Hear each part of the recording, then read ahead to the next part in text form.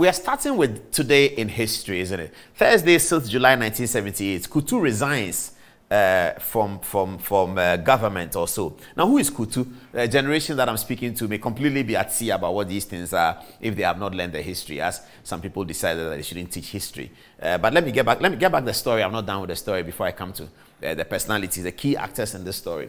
Okay, so it says, General Kutu Acheampong, head of state and chairman of the Supreme Military Council, has resigned the chairmanship of the council and voluntarily retired from the armed forces with immediate effect. It was announced yesterday. In a letter to the Supreme Military Council, General Acheampong said he had taken the decision in the interest of the nation. Lieutenant General F.W.K. Akufo, Chief of Defense Staff, has assumed the chairmanship of the council. Following the resignation of General Acheampong, the following promotions have been made. Major General R.E.A. Kote, Army Commander, now becomes Chief of Defense Staff. Brigadier N.A. Odate Wellington now has been promoted to the rank of Major General and becomes the Army Commander. A statement issued by the castle in Accra last night said the revised membership of the SMC is therefore as follows. Lieutenant General F.W.K. Akufo, Chairman. Mr. Ernest Ako, IGP, Member. Major General R.E.A. Kote, Chief of Defense Staff, Member.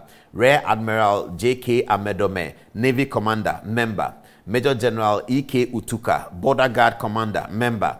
Air Vice Marshal G.Y. Boache, Air Force Commander, Member. Major General N.A. Odate Wellington, Army Commander, Member. Colonel I.K. Amoa has been appointed Commander of the 1st Infantry Brigade and a member of the NRC. The Chief of Staff of the Ministry of Defense, Brigadier Nunu Mensah, has also been appointed a member of the NRC. Is that not interesting? These things happen in Ghana. Is that not interesting? So this is 1978. Now, after 78, then came June 479. Unfortunately, many of the members that I mentioned to you were executed by firing squad after the Flight Lieutenant Rawlings Coup of June 1979. They were thought to be corrupt. They were thought to have brought the nation to its knees. They were thought to have misgoverned.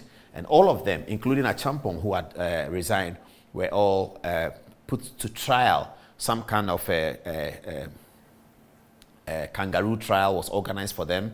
It was a trial where there's a screen is preventing you from seeing the person who was trying you. Often the person who were trying them were members of the AFRC, far lower ranking military officials, sergeants and corporals were trying their generals and asking them questions about whether they had double girlfriends and these are the questions that they were asked. And these are the questions for which the answers they gave put them to prison. Later on, during the justification scenario, we were told that they were being killed because they had attempted to overthrow a government under the 1969 Constitution. The coup makers said they were implementing the 1969 Constitution. There's one question I ask them all the time, and I ask Boachijan that question they've not been able to answer. And it is this: the crimes that they tried the people under were crimes that have been prescribed by the Criminal Offences Act. That's how we call it now, the Criminal Offences Act. It was called the Criminal Code. And it was Criminal Offences Act passed in 1960, I believe. Now, the Criminal Offences Act is Act 30. It was passed together with Act 29, the Criminal Procedure Act, so that when they tell you the crimes that are prescribed, stealing prescribed, coup d'etat prescribed, the Criminal Procedure Code also tells you how to come to the conclusion that somebody has committed treason or somebody has committed crime. And so that is why the two acts were passed together. 30 and 29 were passed together by the parliament. They have to be passed together because they must have the life of the law at the same time, because they are used together. You go to court and you say somebody has committed a crime, say any crime. You go to the Criminal Procedure Code to determine how you come to that conclusion that he's committed a crime. Unfortunately, in this situation, they call them criminals or alleged criminals for having overthrown the government, and therefore they charge them with treason. But the procedure that they used is very different from the treason trial that we are currently seeing right now. You know there's a treason trial going on. The procedure that was applied by the coup makers was completely different. Their procedure was kangaroo. They put a mirror there, glass mirror, and then somebody sits behind and says, who are you? You say, I'm General F.W.K. Akufo. How many wives do you have? How many girlfriends do you have? And they talk like that, and then they take you, they say you are guilty. And then they took them to the States and they shot them. Never again.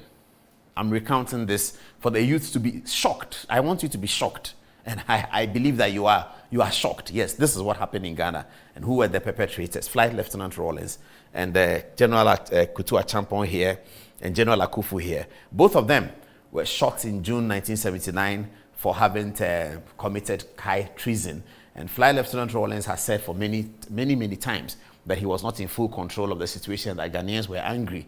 They were angry with the generals. For whatever reason, they were angry. And so they deserved to be killed, or Ghanaians wanted to kill them, something like that. After the generals left power, the elections occurred. Dr. Liman's party came to power. They were also removed by Rawlings. And it was said that Ghanaians were unhappy because the Liman government was not doing well, because cocoa price was at this, and milk is that, and inflation is that. And so once again, Rawlings came in. In that situation, they were not shot, but many extrajudicial killings occurred. After that, we had a 1992 constitution.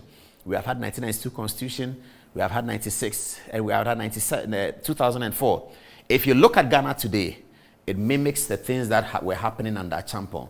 Today, sometimes some of the soldiers will meet you and say that one day we'll go back and erect a monument for Acheampong. One day we'll do that, because Acheampong is the one who said that we should give the commanding heights of the economy to the Ghanaian people themselves. Buzia said it, and Acheampong reiterated it many times.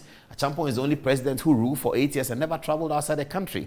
They said he was afraid of an omen. Acheampong built El Wak Stadium. Acheampong built the annexes at the University of Ghana. Those of you who went to University of Ghana, all the annexes you see were built by Acheampong. Acheampong built many facilities in KNUST. Acheampong's administration was responsible for Ghana being able to tell the IMF that we do not need a loan. In 1976, the IMF wanted to give Ghana money. Ghana said we don't need it, because we really didn't need it. Somehow, after 76, 77, the economy slipped a bit, and they were killed for taking loans. If you look at the Ghana story today, you can look at it even during the Rawlings era. By the time Rawlings was leaving in 1999, the sentiments of Ghanaians was probably worse than when Acheampong was, but nobody killed him. So that's the story we need to learn, and that's how we need to go for it. That's why it's important to me that a year in history is drawn in the way that it is drawn. May they all rest in eternal peace. May they rest in eternal peace. For those of you young Ghanaians, what shall we say? Never again. Okay, all right.